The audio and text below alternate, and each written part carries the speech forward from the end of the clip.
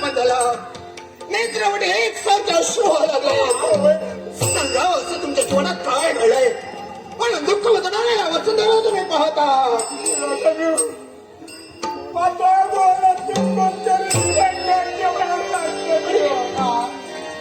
आणि देवाची भक्ती बदलत आला काय म्हणजे पाताळाचा अवस्थेत सांग.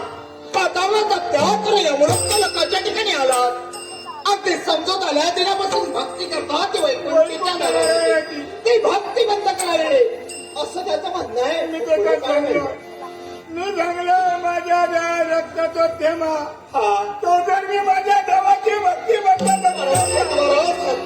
शेवटा नाही लागत.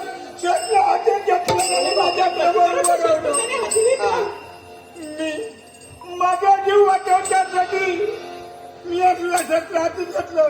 त्याच्याबरोबर राजाने 2 हात केले पण माझं काय म्हणजे स्वतःच जीविताचं रक्षण होणं या महत्वाकांक्षण त्याची कराची शस्त्र तुम्ही हाती घेतलात.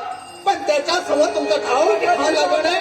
म्हणून उचलचा पावला आमच्या कारणाशी तुम्ही धाव घेतला. राजाने इतक्यात माझा काय मोठा वाढवता नाही पण माझा पोर माझा चढू त्या चढूच्या हाती